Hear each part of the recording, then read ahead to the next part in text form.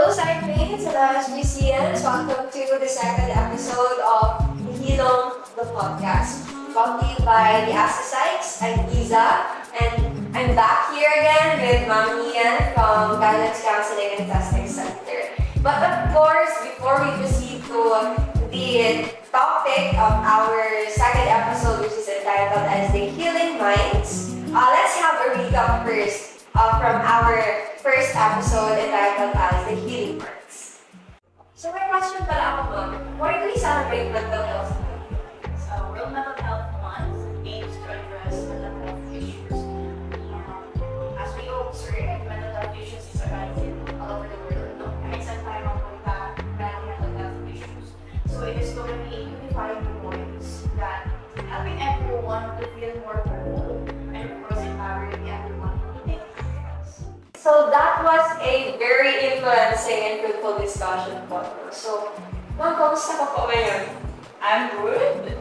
Now, I will ask you, how are you with your peers now? Or how are your relationship with your peers? Relationship with my peers. Honestly speaking, we're all, I guess, lahat naman ng students are bombarded with a lot of tasks, academics man or from organizations, no? But the case is, kami babae, mostly kami yung nag-open up. Nag-share ng thoughts namin, ako na, ganito, ganyan. But I have male friends who are unable to share their thoughts sadly. Why?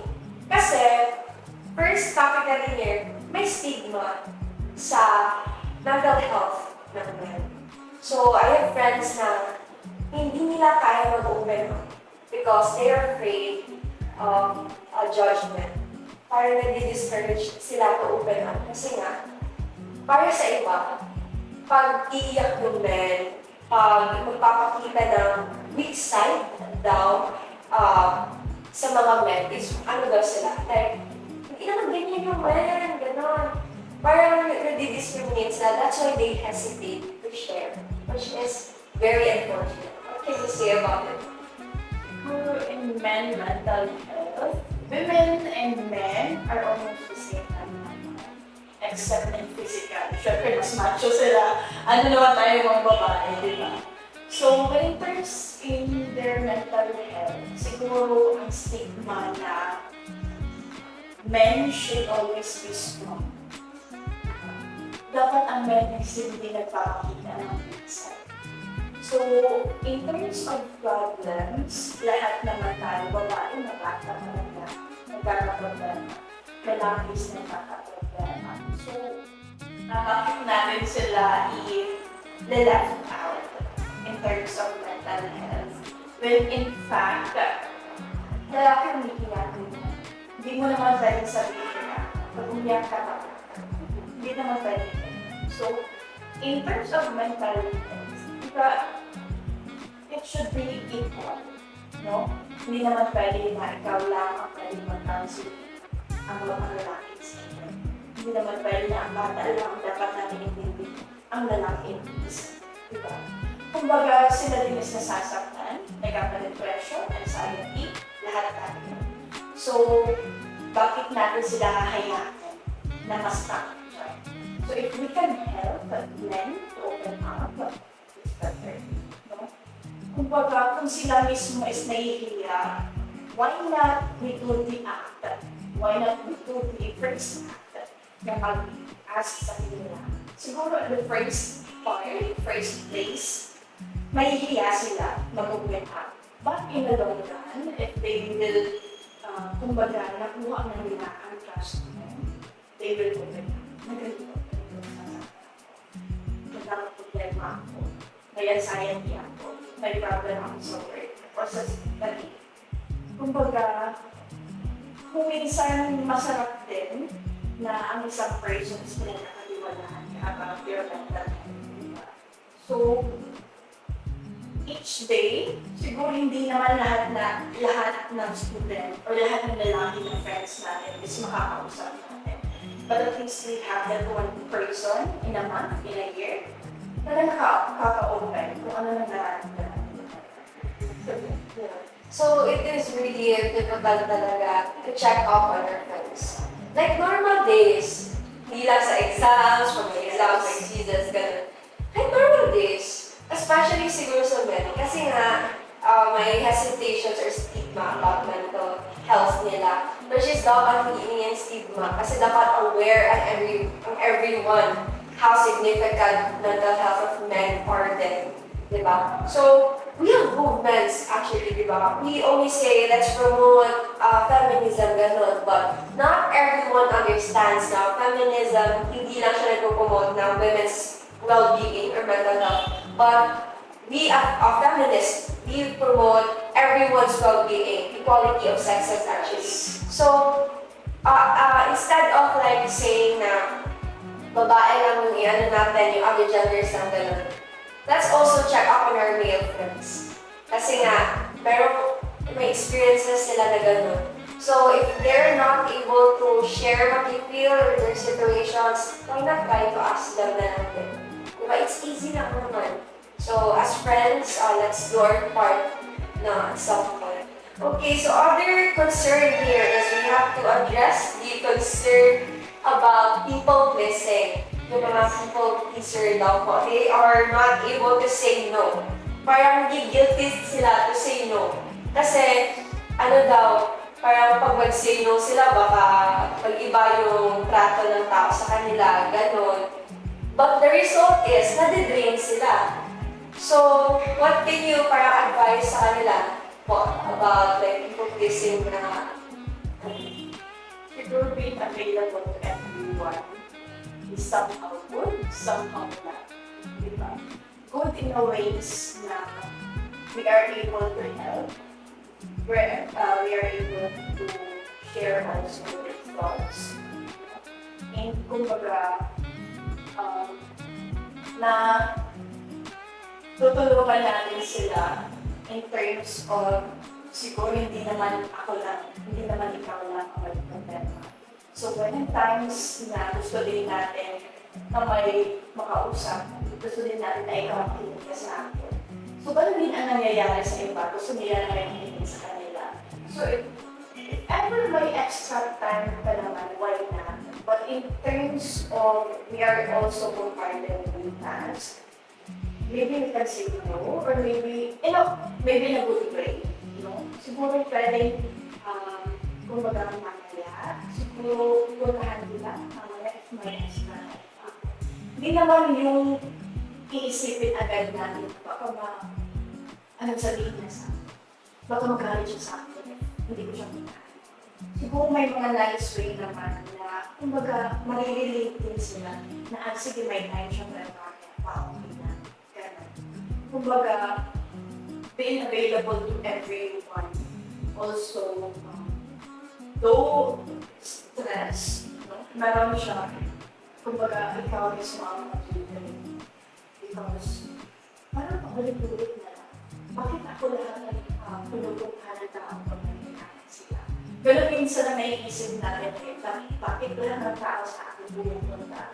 Pero bakit ako pag may problema, kanina ko pupunta, or sino ang pupuntahan ko, sino ang makakausap ko, who is available for me when I need it. Diba? Kumbaga ganyan. And minsan nagiging bias tayo na, ay, wala ko na sa sarili niyan. Bakit makikita ko ba yan? Kasi may times na, kumbaga, gusto lang natin na may mapagsabihan. Pero once we give advice, hindi mo lang nakakita. Diba? Na gano'n. So, nakaka-experience tayo yan. So, being available to everyone is always equal. Or you have to set boundaries. Kumbaga, if you can't do it, if you have tasks to do right now, set aside. Kumbaga, ikaw mismo ang mag-set ng time mo. Hindi yung sino na kailangan sa'yo. Kasi ikaw na kailangan ka din naman. Hindi lang siya. Since problem, lahat tayo nagkakaproblema. But for now, I need more time. Diba? Kumbaga, okay, I can help you, but later. Kasi gano'n, we can always say no. So, being available is good, also not good. Okay, so I agree with what you said po, na it's really a fact to set boundaries for yourself and for your privacy, your personal needs, necessities, gano'n. So, as observed, people will always have a say. No, may nasasabi talaga yung tao. So if you don't want to, then don't make yourself something. Diba? Siguro, tayo din, we have to read the room.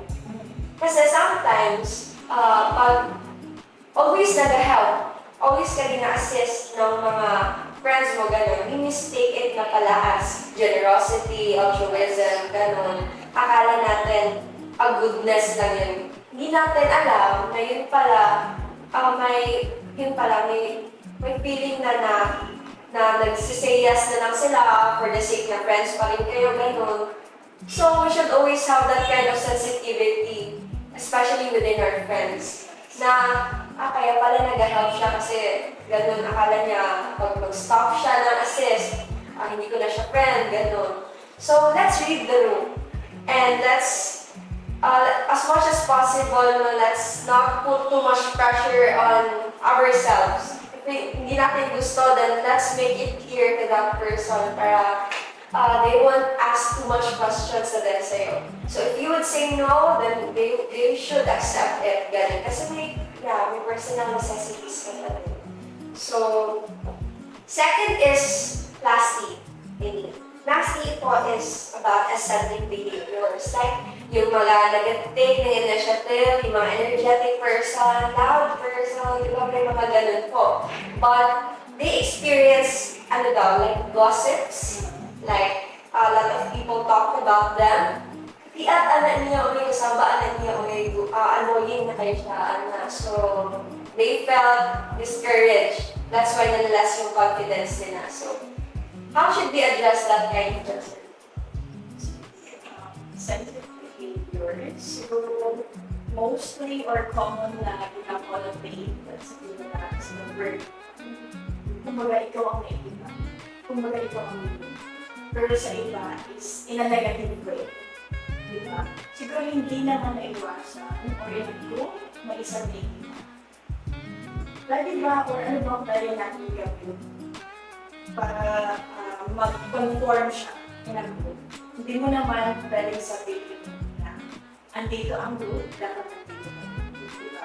So, meaning conformity, I don't conformity. Kumbaga, why should I put myself into that crowd kung hindi ko naman gusto? Kumbaga, bakit ko ipipilit ang sarili ko? Ito ang gusto ko. And, kumbaga, there's no wrong or walang mali naman kung may iba ka sa kanila. Kung gusto ng iba na mag-conform, kasi mostly ngayon is kung nasaan ang crowd, dapat doon din ang gusto. Diba? Hindi lang pwedeng, parang hindi pwedeng maliiba. Hindi pwedeng maging unique. Kasi mostly eccentric behavior, yun sila mostly ang naging artists, inventors, kumbaga, artistic mind.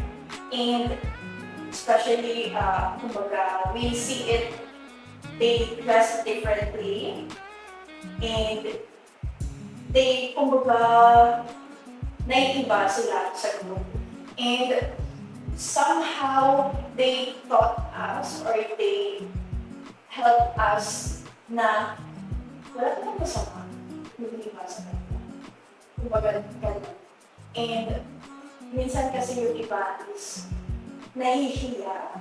Or parang sa mind is, bakit ako lang ang andito? Dapat andun pala kasi andun ka rin. So, ganun ang conformity or sensitive behavior. And yung iba na yung iba kasi is parang, kumbaga, haters. Haters hate to that one person na feeling ko lalo naman ako rin. May mga ganun tayong pag-iisipin na dapat, sino to?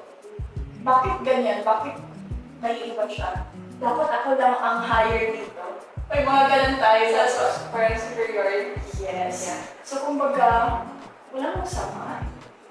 It's a fun judgment na lang talaga ng ibang tao. And siguro we have to let go that thinking na I don't care what you see in me. I don't care how you, what's your perception. Kumbaga ako to, akin to.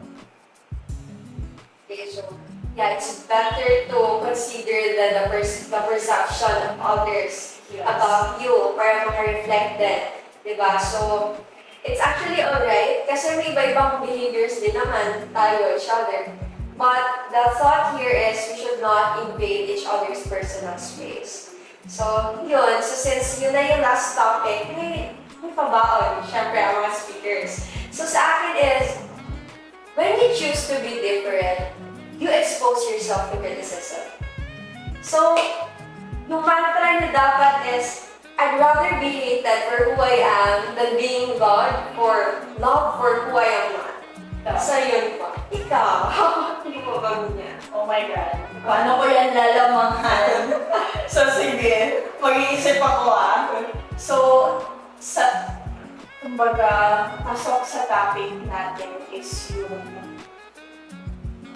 kumbaga, I hope na universe, everyone should be understood. Everyone should be understood and everyone should be accepted. Okay, kasi nga, we're having listeners, but not everyone comprehends. Not everyone understands.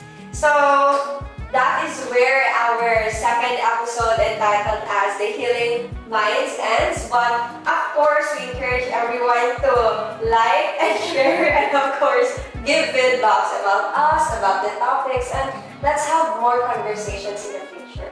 Once again, I am Yzabelle from Associates, and we have I'm Neian from Guidance Counseling and Testing Topics. Yes, and the Associates and the GCTC is sending you a virtual hugs and kisses. Bye, guys!